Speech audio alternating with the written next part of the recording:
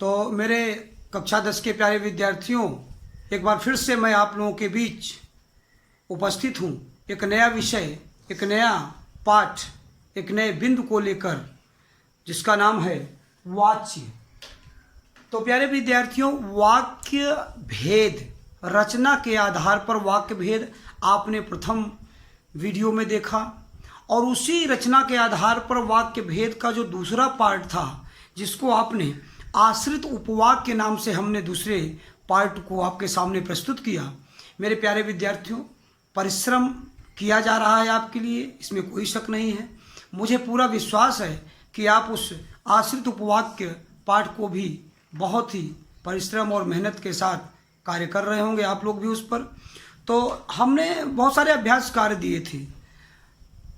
आश्रित उपवाक्य जो हमारा वाक्य भेद, रचना के आधार पर वाक्य भेद का जो दूसरा पार्ट वीडियो था, आश्रित उपवाक्य, उसमें जो अभ्यास कार्य हमने दिया था, तो प्रश्नोत्तरों की बात करें तो उसके उत्तर आपके वीडियो में ही था, आपके उस अध्ययन सामग्री में ही था। लेकिन उसमें जो अभ्यास कार्य हमने आपको 2 दिया था, जिसको हमने कहा था कि आप करेंगे और हम उसका उत्तर भी आपको देंगे, तो वादे के अनुसार हम बात करते हैं। मैं देख सकता हूं कि हमने आपको जो अंतिम गृह कार्य दिया था, उसमें अभ्यास कार्य, उसमें 2 वाक्य थे। एक तो था कि मैं धीरे धीरे खा रहा था।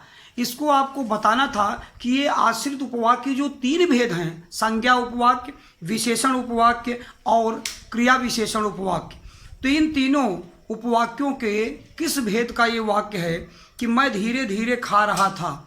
निश्चित रूप से खाने की विशेषता है धीरे धीरे, तो ये धीरे धीरे शब्द इस वाक्य को क्रिया विशेषण उपवाक्य बना देता है। और इसी क्रम में दूसरा जो अभ्यास कार्य था, मैं जानता हूँ कि वह आपका भाई है। ये क्या है?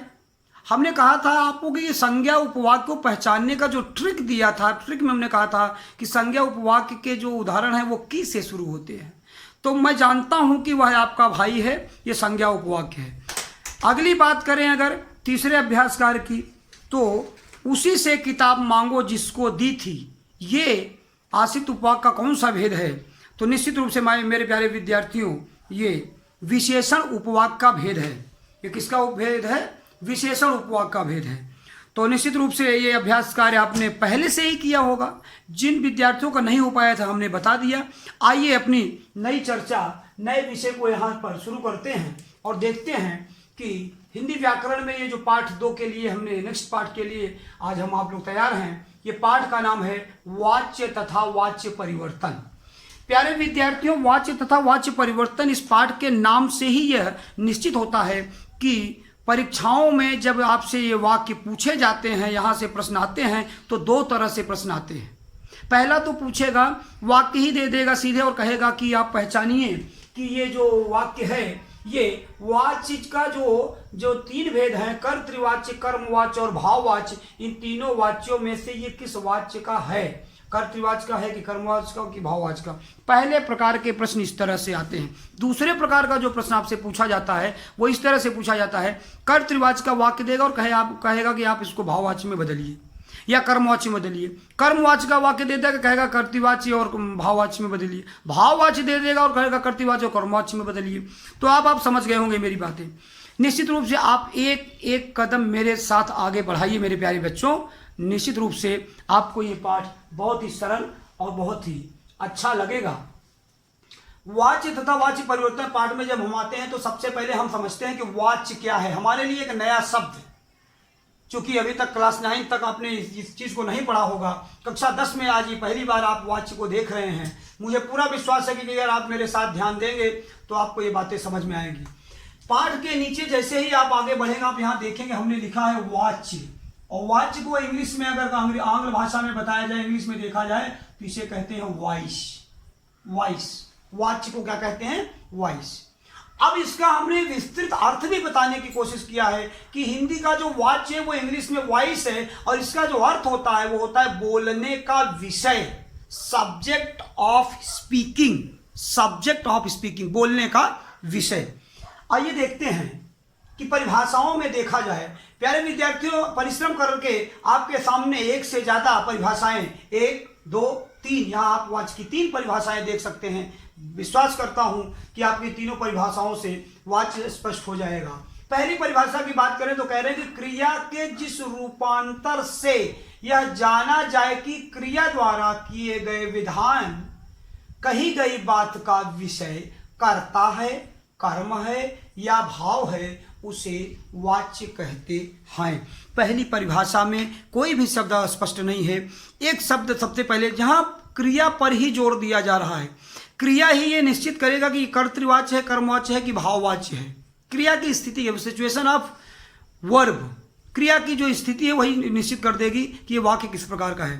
क्रिया को मैं बहुत ज्यादा चर्चा न करके थोड़ी सी बात बताना चाहूंगा। डूइंग वर्ड ही क्रिया है। जहां किसी कार्य के होने या करने का भाव हो, जहां चर्चा हो या विषय हो, किसी कार्य को करने या होने की बात की जाए, वही है क्रिया। फिर से ध्यान से देखेंगे पहली परिभाषा को। क्रिया के जिस रूपांतर से यह जाना जाए कि क्रिया द्वारा किए गए विधान, कही गई बात का विषय क्या है, कर्ता है, कर्म है या भाव है, उसे वाच्य कहते हैं। और इसी आधार पर भी आप नीचे देखेंगे कि इसके 3 भेद भी हो जाते हैं। दूसरी परिभाषा थोड़ा सा हमने सरल करने की कोशिश किया है कि वाच्य क्रिया का रूपांतरण है।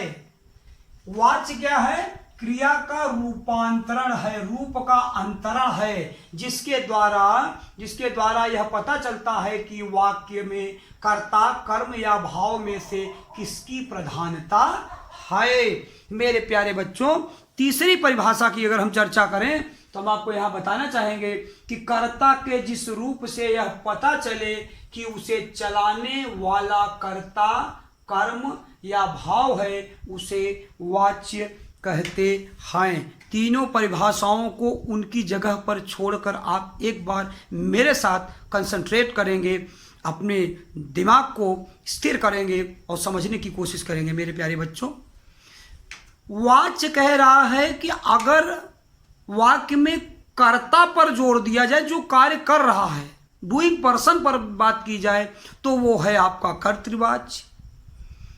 कर्म पर अगर जोर दिया जाए, सब्जेक्ट की जगह किस पर, ऑब्जेक्ट पर बात की जाए, कर्म पर बात की जाए, तो वो आपका हो जाएगा कर्मवाच्य। और फीलिंग्स की बात करें, भाव की बात करें, तो वो हो जाएगा भाववाच्य। तो आगे बढ़ते हैं और देखते हैं कि वाच्य के भेद, वाच्य वॉइस के भेद। वाच्य के कितने भेद हैं? 3 भेद। नंबर 1 कर्तृवाच्य, एक्टिव वॉइस, कर्मवाच्य, पैसिव वॉइस, भाववाच्य, impersonal voice, impersonal, IMPERSONAL, impersonal voice. देखेंगे इसकी अंग्रेजी में हमने आपको बताने की कोशिश किया, आप वहां से भी रिलेटेड करके इसको समझ सकते हैं। और ये जो कर्तृवाच्य, कर्म, तो प्यारे विद्यार्थियों, सबसे पहले हम लोग तो तीनों भेद देखने के बाद हम लोग बात करते हैं या चर्चा करते हैं यहाँ की कर्तृवाच्य। तो कह रहे हैं कि जब वाक्य में क्रिया का रूप कर्ता के अनुसार हो तो उसे कर्तृवाच्य कहते हैं। क्रिया का रूप किसके अनुसार हो? कर्ता के अनुसार हो। क्या हो? क्रिया का रूप। फिर से ध्यान देंगे, दूसरी परिभाषा में समझने की बात करेंगे कि कर्ता की प्रधानता वाले वाक्य कर्तृवाच्य कहलाते हैं। मेरे प्यारे विद्यार्थियों, सरलतम परिभाषा के द्वारा आपको समझाने का प्रयास किया जा रहा है।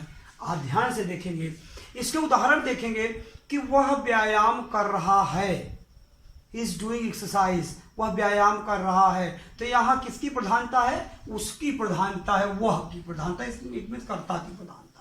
रवि गाना गा रहा है, कौन गाना गा रहा है? रवि गाना जो, तो यहाँ पर कर्ता की प्रधानता। बच्चे क्रिकेट खेल रहे हैं, कौन खेल रहा है क्रिकेट? बच्चे खेल रहे हैं। तो तीनों में आप देख रहे हैं कि ये यहाँ पर किसकी प्रधानता है? कर्ता की प्रधानता वाले वाक्य कर्तृवाच्य कहलाते हैं। और थोड़ा सा आपका स्पष्ट हो जाएगा कब? जब आप कर्मवाच्य को भी समझेंगे तब। Very good. बातें करते हैं कर्तृवाच्य के बाद कर्मवाच्य की। और यहां ध्यान से देखते हैं कि जब वाक्य में क्रिया का रूप कर्म के अनुसार हो तो ऐसे वाक्य कर्मवाच्य कहलाते हैं। क्रिया का रूप कर्म के अनुसार हो तो कर्मवाच्य कहलाते हैं। दूसरी परिभाषा इसकी देखेंगे, ऐसे वाक्य जहां वाच्य बिंदु कर्ता न होकर कर्म हो वह क्या कहलाते हैं? कर्मवाच्य कहलाते हैं। फिर से ध्यान से देंगे, एक तीसरी परिभाषा के द्वारा समझेंगे कि कर्म की प्रधानता वाले वाक्य कर्मवाच्य कहलाते हैं। किसकी प्रधानता? सब्जेक्ट की नहीं, ऑब्जेक्ट की। कर्म की प्रधानता वाले वाक्य कर्मवाच्य कहलाते हैं। आपने देखा कि कर्तृवाच्य की भी एक से ज़्यादा परिभाषाएं, कर्मवाच्य की भी 3 परिभाषाएं, केवल आपको समझने के लिए, आपके लिए सरलतम हो इसलिए यह प्रयास किया जा रहा है। तो यहाँ इसके कर्मवाच्य के उदाहरण देखेंगे कि रवि द्वारा गाना गाया जा रहा है।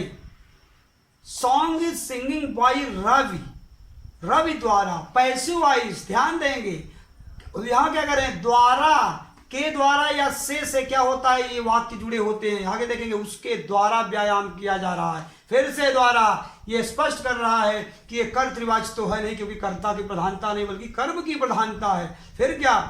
असमर्थता भी नहीं प्रकट हो रही है, इसलिए भाववाच्य भी नहीं है, कर्तृवाच्य भी नहीं है। अगर दो नहीं है तो है क्या? ये द्वारा लगा है, तो ये कर्मवाच्य है। Very good.